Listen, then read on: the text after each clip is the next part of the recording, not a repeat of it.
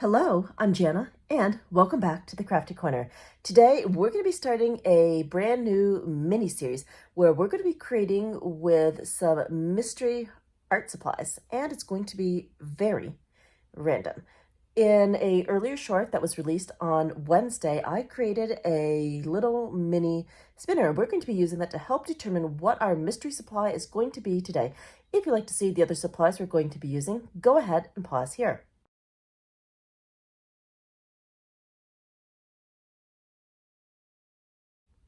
All right, let's head over to the Crafty Corner.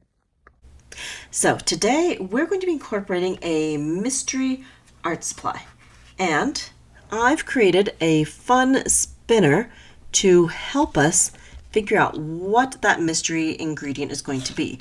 Now the spinner is labeled 1 all the way through 12, and we're going to give that a good spin and find out what our mystery supply will be today. So for today's project, we're going to be doing some art journaling, and I thought it would be fun to incorporate one mystery supply from Jane Davenport.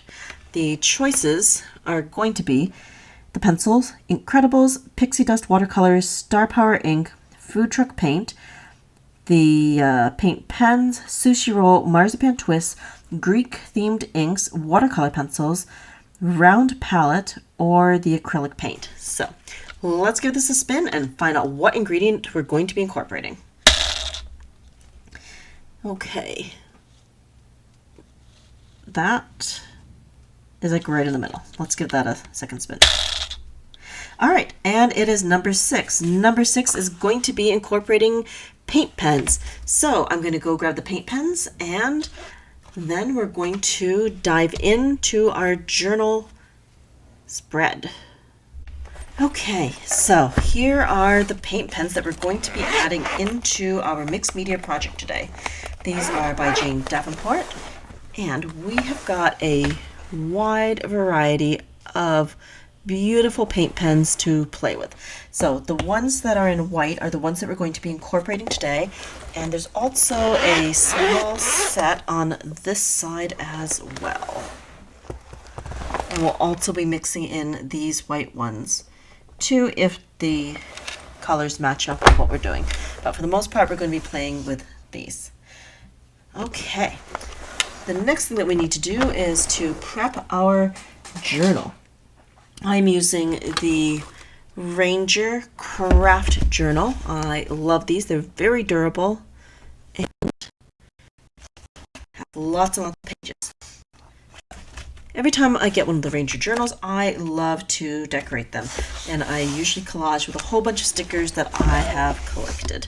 So this is the current journal with its sticker collage. So let's go ahead and open this up, and we're going to be putting down a layer of acrylic gesso.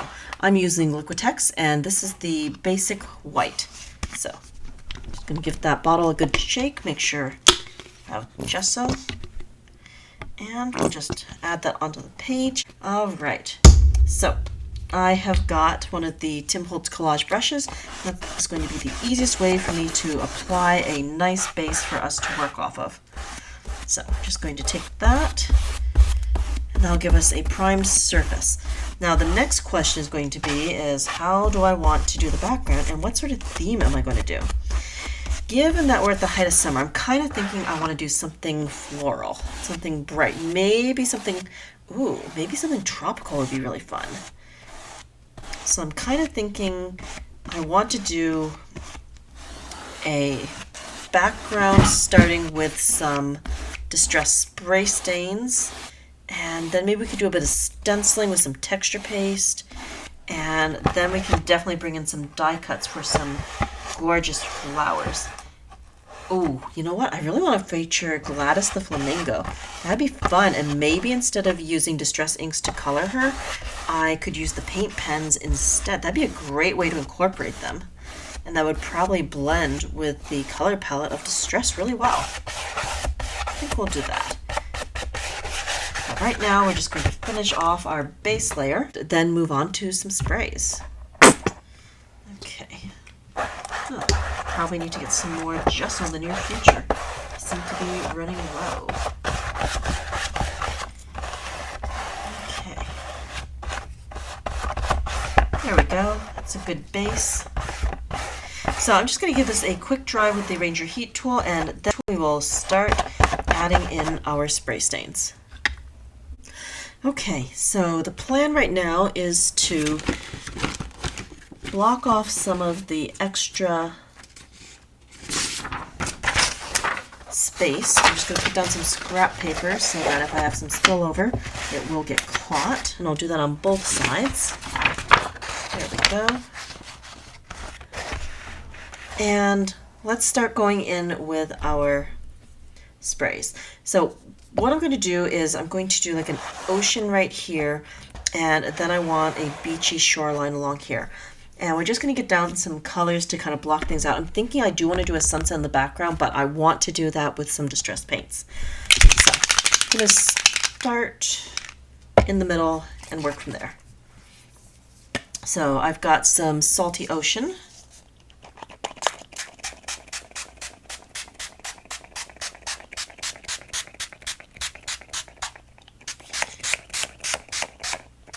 Okay. And then a little bit of Mermaid Lagoon.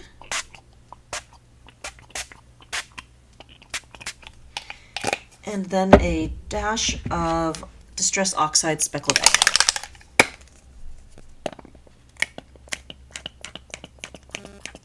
There we go.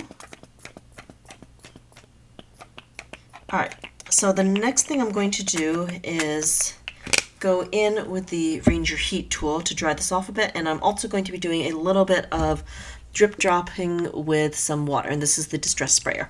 So let's go ahead and put that on fast forward as we finish up this middle section of the journal.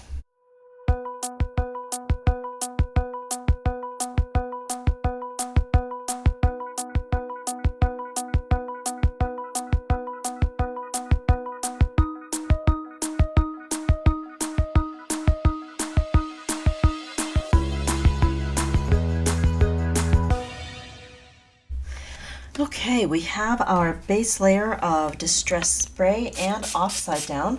So now we're going to be going in for a bit of texture. And to do that, we're going to be adding some stenciling and texture paste. I'm using one of the mini stencils, and this is THMS004.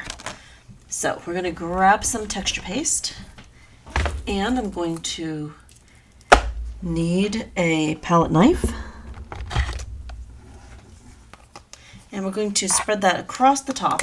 I wanted some extra texture in here, so this seemed like a great way to get some. I'm going to start on this side and work my way over.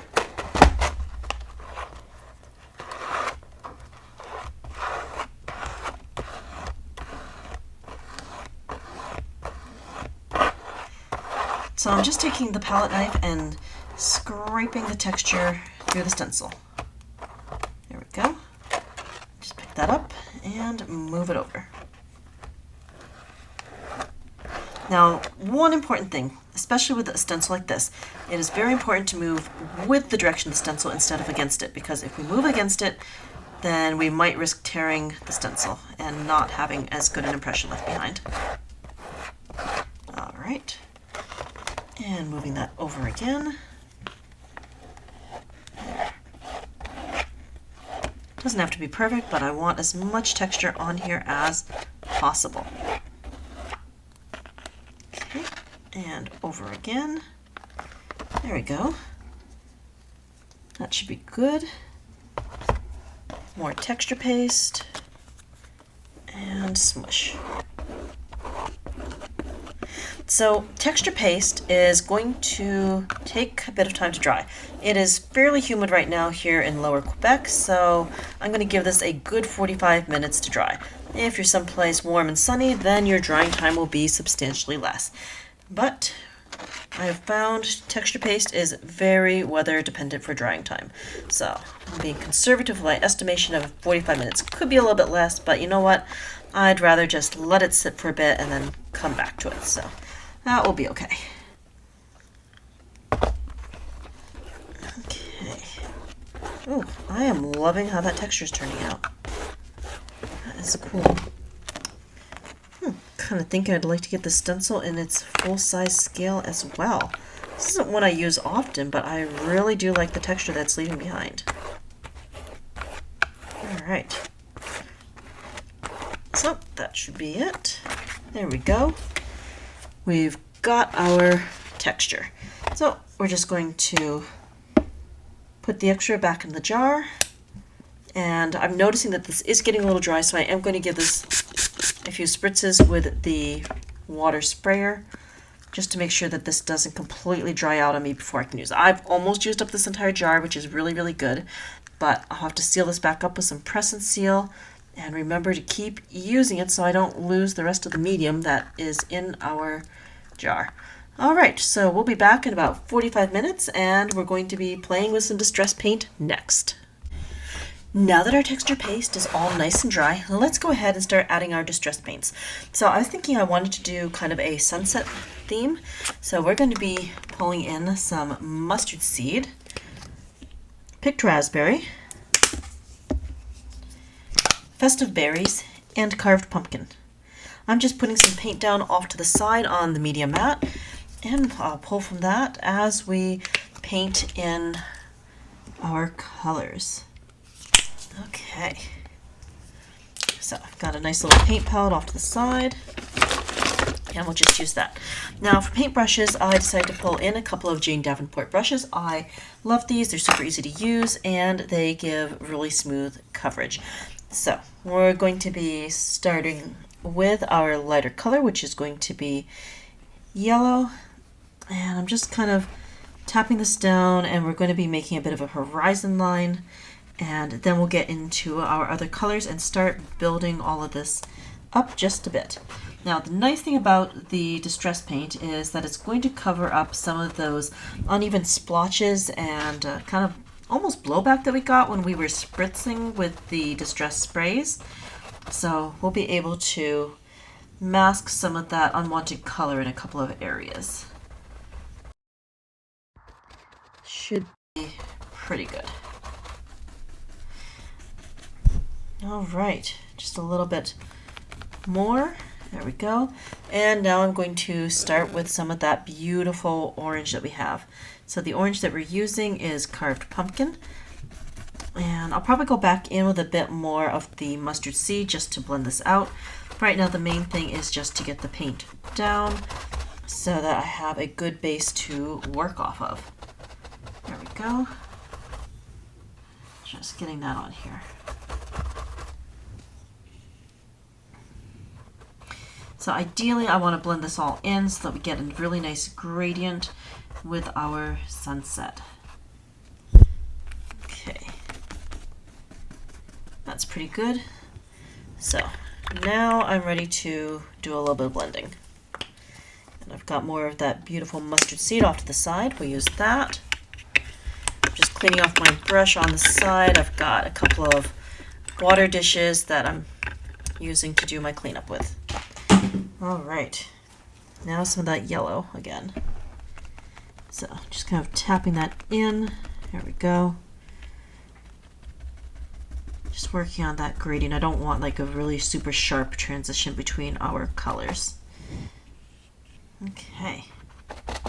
And after this, we're going to be going in with some of the festive berries, and then we'll finish it off with picked raspberry around the edges.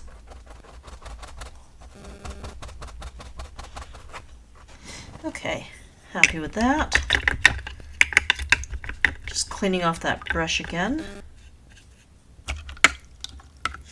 And festive berries. So I'm hoping this is going to be still wet enough that I can blend, and it looks like I can. That's good. Just like that. There we go.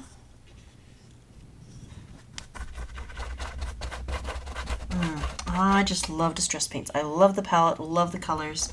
So much good stuff going on here. And if I wanted to, I could even do some technique stuff with distress paint as well. But you know what? Sometimes I love using it just as paint.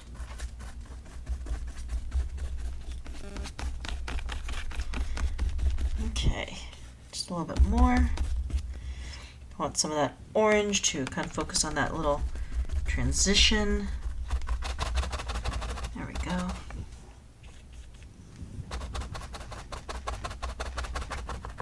There, really happy with that now. Okay, clean that brush off again and we'll finish off with the picked raspberries on the top. All right. Ooh, that is working out very nicely. Like it quite a bit. And I should get that blend as I'm going through. Okay. That's going down pretty quickly. Alright, just going to need a little bit more picked raspberry off to the side, and then we'll be all set with this part. I think after we've done our painting,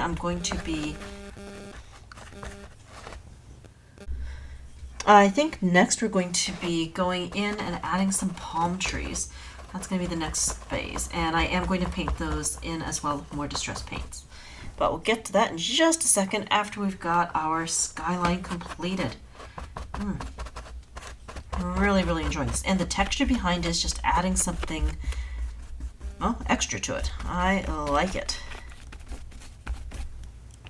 Okay. So far so good. All right. So now on to the next thing. So before I do anything else, I'm going to do a very quick cleanup off to the side, wiping up the distress paints before they have a chance to start solidifying. Just a little bit of water and get that space all nice and clean. So for the other colors that we're going to be using a combination of pine needles, ground espresso, and gathered twigs. So I'm just going to put some paint off to the side that I'll be able to dip into. And then we will get going on our trees. Okay. So, taking another brush, we're going to start working on those palm trees. I'm going to start with a darker base using the ground espresso, and we're just going to bring those trees in from the side. I'm going to just kind of do almost a silhouette, but not quite, tree trunk. Then I'll go back and add in some palm tree leaves. Okay, so just carefully bringing that down. There. I'm going to do this kind of symmetrically. I'm going to do another one on the other side as well. There. So starting here-ish and going up. Just getting myself a very good line for the palm trees.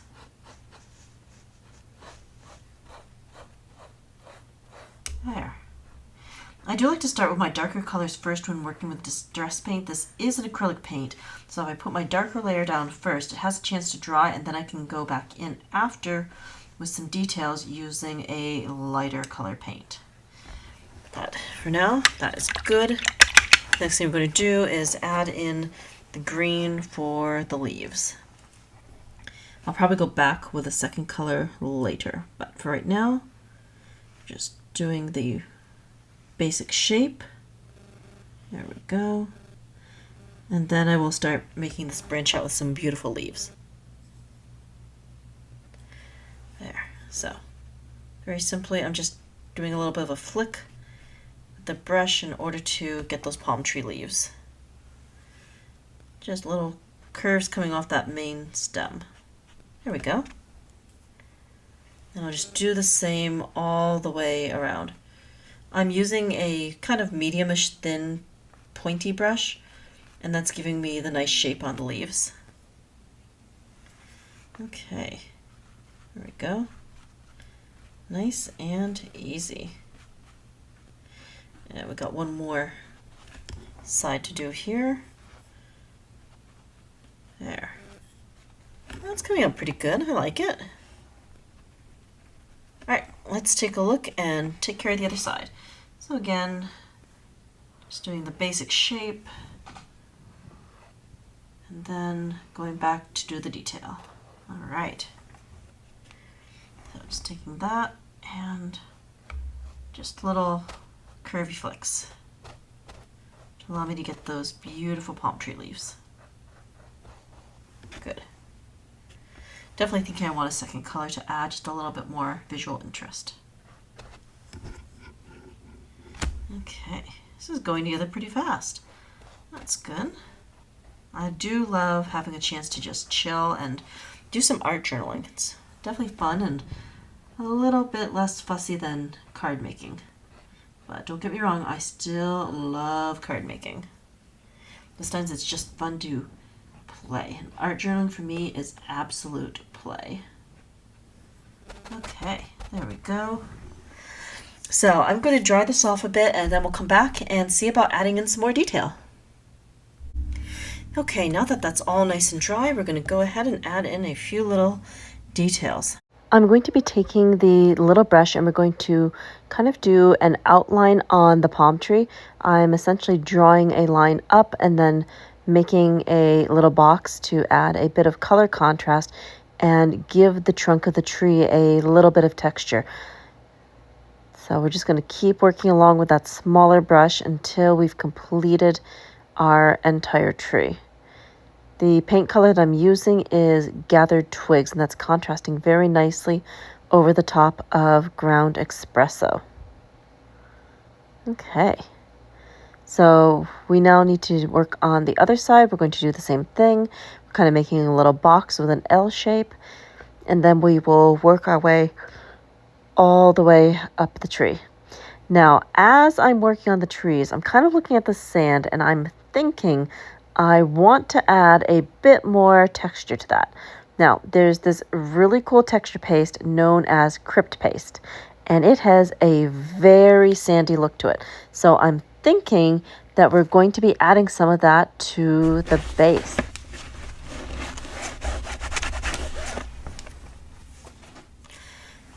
All right, so this is Crypt Paste, and it is definitely sandy. I don't need a lot. I just really need a little bit to just scrape over our sandy areas. So, grabbing a small palette knife tool, I'll just take a teeny little bit of that, and we're just going to scrape. There we go. It's adding that cool sandy texture to this.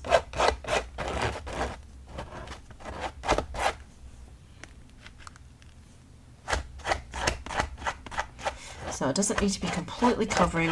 I just mostly want that really gritty look on here. And you can see that there's all sorts of wonderful little speckly, fleckly things in here.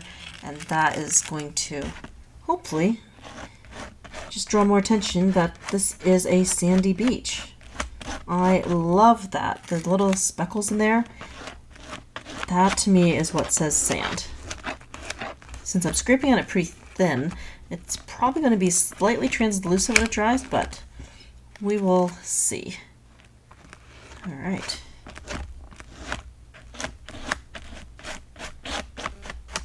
Very good. So we're going to leave that for a bit to dry, and then we'll come back and add our focal point and some more vegetation. While our sandy grit paste is drying, let's go ahead and take a look at the die cuts that we're going to be altering today. So we're going to be creating with the colorized set Gladys. I love this dynamic flamingo. She is so fun, and this is where our wild card art supply comes in. We're going to be coloring Gladys using some of the Jane Davenport paint pens. And we are also pulling in the set Brushstroke Flowers 1. We're going to be using the smaller flower. We'll be transforming this into kind of a hibiscus-like flower, and we'll also be altering that with the paint pens. So let's bring our die cuts in, and we will start doing a little bit of coloring. And we're going to pick our colors because there are so many to choose from. All right, for Gladys, we're definitely going to need a black. We're probably going to want 2 different tones of yellow for her beak. Of course, we're going to need some pink, and we've got 3 different pinks to choose from. We'll use those. And I'm definitely going to want some purple for the flowers, so I'll grab that. All right, let me see here. I want to see if we need any of the other colors. Yeah, I think I'm gonna want this pink as well. This is Starfish. And maybe this purple if I'm going to be doing some layering with the darker purple, but we will see. So that will give us some nice colors to play with.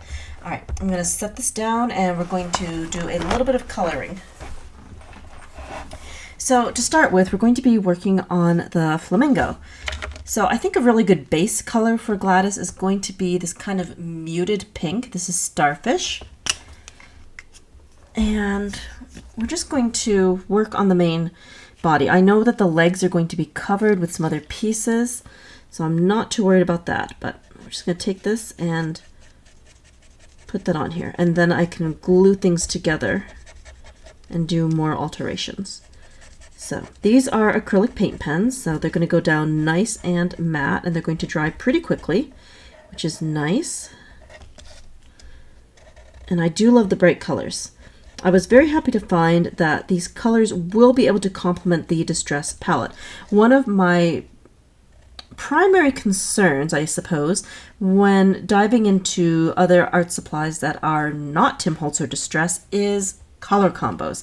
I am very attached to the Distress color palette, so whenever I bring in any other supplies, I want to make sure that the colors and the properties of the supply will play nicely with Distress, because not all things play nicely together. I have come across supplies that will literally eat other supplies or erase other supplies.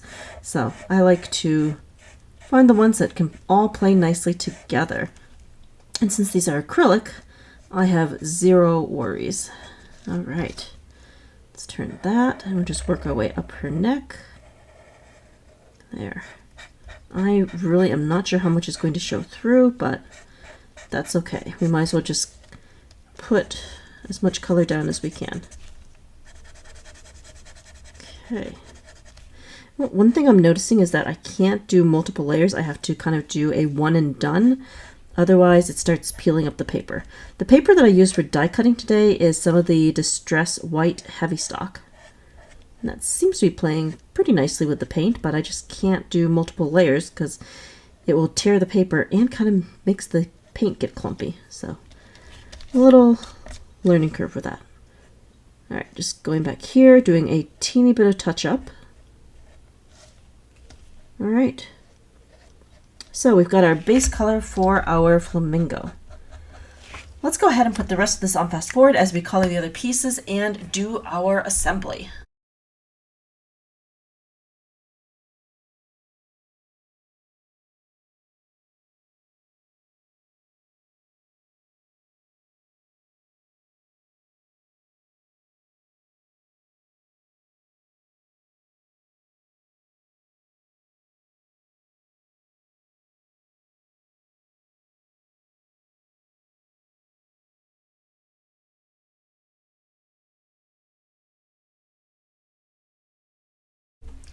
All right, let's take a quick look at our flamingo.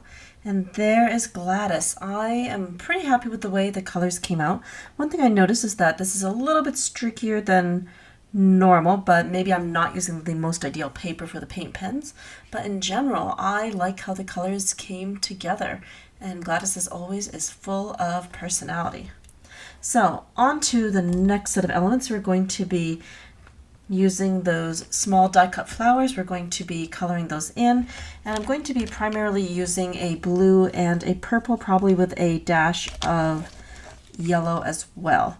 So we're using the colors Swim Fins, Deck Chair, Sandcastle, and Boardwalk. All right, let's go ahead. We'll put this on fast forward, and then we'll go back and assemble the final journal spread.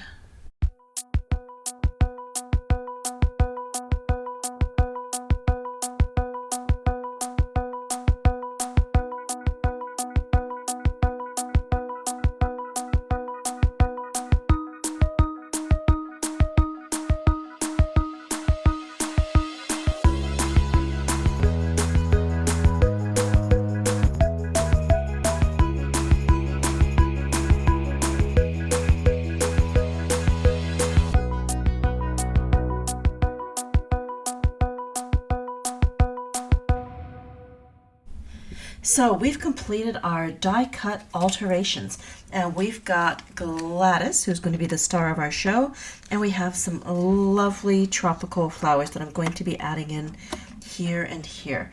In addition to those alterations, I also die cut a bunch of leaves using some scraps, so we'll be able to add these in as well. So I'm going to be adding these in with a bit of collage medium and some low profile foam squares. And if you check this out right here, you will be able to tell that our sand came out pretty cool. We've got that grit on here, and that's just what I was going for. All right, let's zoom this back out so we can see what we're doing. There we go. Oh, a little bit more. All right. So the next thing we're going to do will be to add our foam squares and our glue. So Gladys is going down first. We'll put a couple of foam squares on her, and we'll have our main focal point. All right. So just a couple of little foam squares here. These foam squares are from Simon Says Stamp, and I love the fact that they are black. They're very easy to use, and I also love that they come in 2 different sizes. So you always have something that fits depending on the project that you've got in front of you. All right, I also wanted to put a few foam squares onto the floral pieces. There we go. And then I'll glue the leaves in under after. All right. So we'll take that. That can go right here. Ooh, I am really happy with the way these turned out. They are definitely fitting into that tropical vibe that I was going for. Okay. And we'll just take these off. Perfect. And this goes here. So now we're going to take our collage medium and add some glue so we can tuck in our little bits of greenery. So just scribbling that down. There we go. And we'll just tuck that in. I think I'll put that larger piece right here. Then I could do my smaller pieces over here. Okay. So for die cutting, I was mostly using scraps, but this lighter green is from some of the Sizzix paper, which I absolutely love for die cutting. It's got so many different colors, and I like the fact that it's also textured. Now these scraps look like I was playing around with some distressed mica spray stains. So these have a bit more interesting texture to them and some great color. I always save my scraps when I'm die cutting larger things because you never know when you're going to need little snippets for something else. Okay, and on to the other side. Start with our larger piece first. This one I think I'll put low and the lighter one high. Oh, maybe in the middle. That actually works really well. I like that. Okay. We'll take this piece and do that one next. All right. There we go. And one last piece.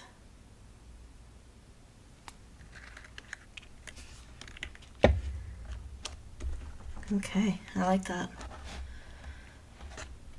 There's our journal spread. Now I am kind of thinking I would like a sentiment. So let me see what I've got here. I like these large ones. I do not remember what I have in here at all. This might be a mixed pack or it might just be one. I cannot remember. Ooh. I think that one will work. Focus on the good. Now let's do smile.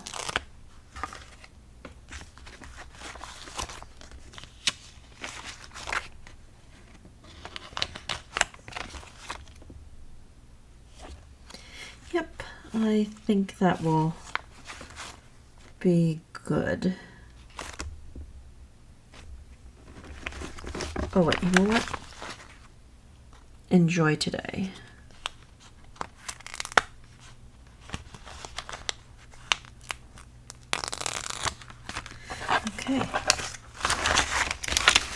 where to place these. I think right over here.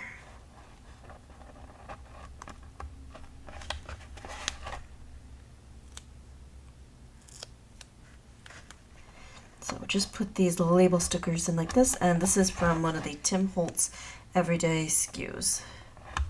So smile, enjoy today, focus on the good. I like that, very positive.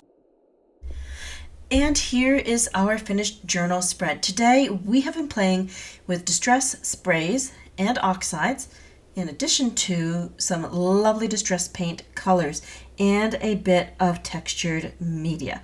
We've also featured two of my favorite Sizzix die sets, Gladys from one of the colorized sets and Brushstroke Flowers 1. Now, the twist to today's project was adding in one mystery ingredient. We used our distress spinner to pick a random Jane Davenport art supply, and today it was paint pens, and we've incorporated those into Gladys and the flowers. Thank you so much for joining me here today for episode 1 of Mystery Craft Item. And until next time, happy crafting!